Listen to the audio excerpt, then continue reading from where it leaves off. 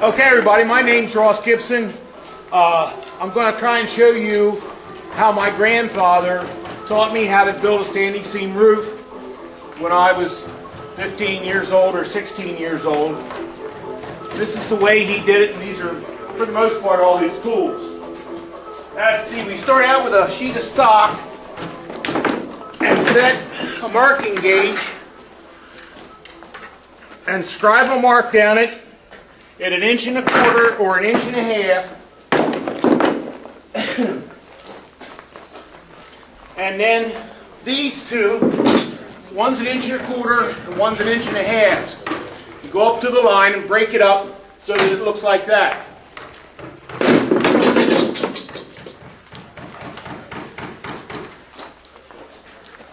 All right, the next step in the process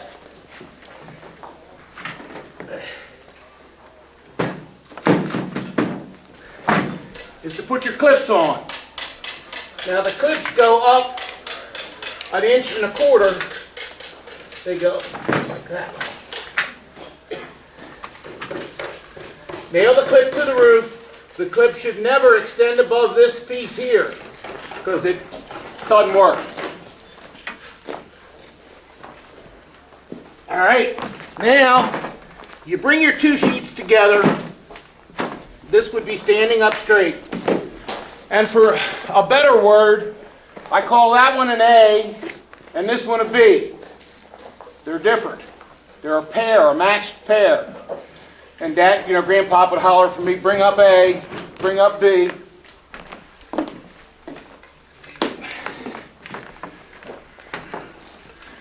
All right, what this one does is, when you clamp it together, you can see it'll turn the top over like I've done right there.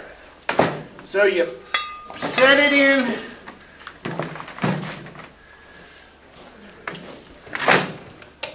I got B.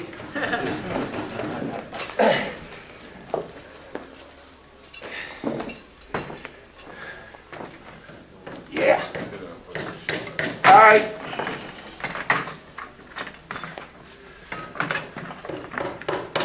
You get it like that, and for a better word, you go quacka, and it bends it over like that.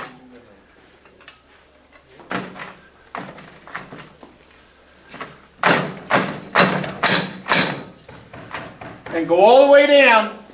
Take your anvil and get it started just a little bit. Doesn't have to be a whole lot. Get it started.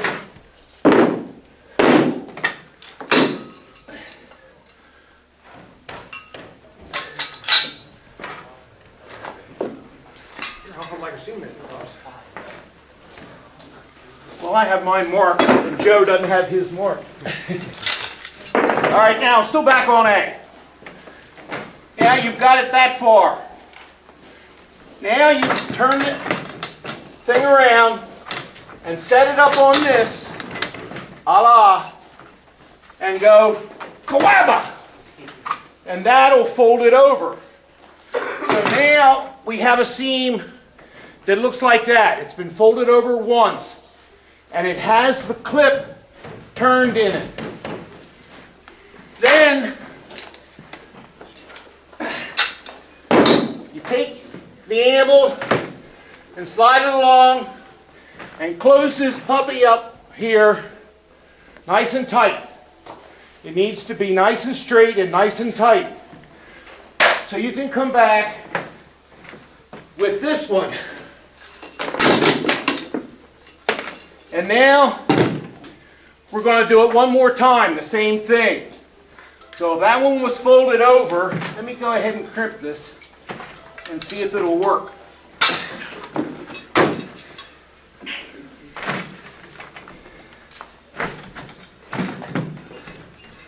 Yay. All right, now we got to do it again, same thing.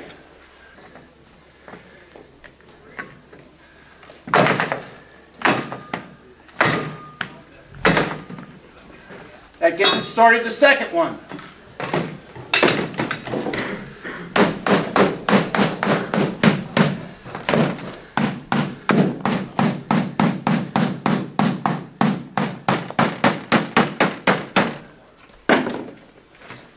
Now you take B We did it like that.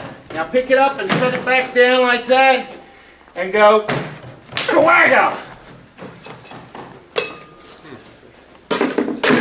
And now it's been turned over twice, and it looks like that, with the cleat up inside it that's turned on the first layer. That's completed, and this is the second step. This is the third step completed. And it's been folded over twice, so it will not leak, even if snow or heavy rain comes down. Any questions? You didn't mean to fold it that direction the second time. You folded it twice. Yeah, you're right. I didn't mean to fold it that direction. It's been a while since I've used these things, to tell you the truth. They should both go the same direction, yeah. The only place it really needs to be soldered is where the roof turns up and intersects with the other roof. These are usually on porches, or they use for pans sometimes, but mostly on a porch, like a Victorian porch. And they have to turn and run up under the slate or under the wood shingle, and then you have to solder uphill, which is always fun. Now we have an electric thing that you turn on and run it up it, and it'll go ahead and make the bends for you. They work quite well. In fact, that's why I don't use the old-time method anymore. When you have it completely locked like that, then you take the anvil and come and close her up tight.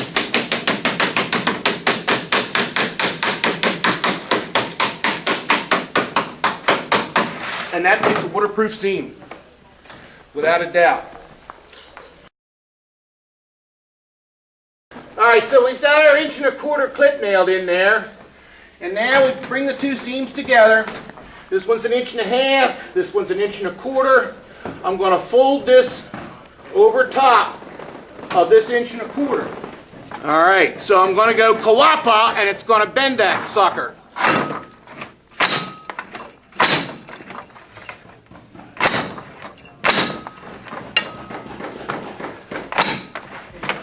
Now, if you didn't do a good job, come along with your hammer and get it fixed up. But it looks like it might do it.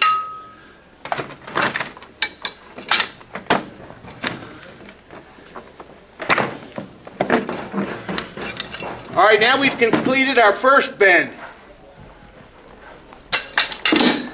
Now you grab B.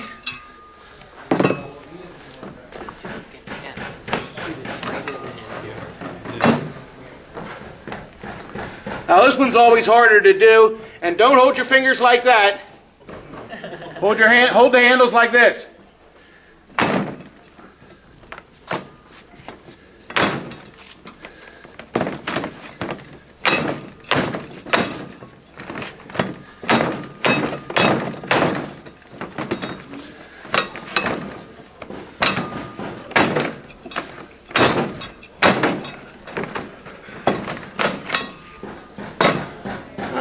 Came out pretty good. We'll try it. Now we're going to close the crimp.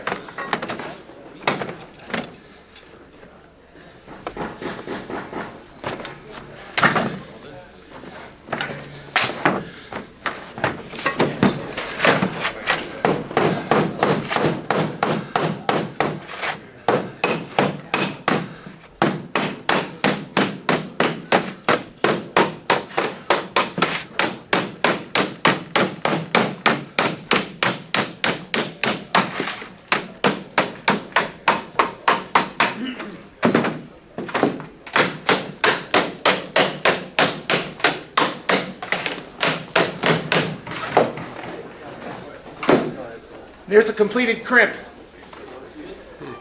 Needs no solder.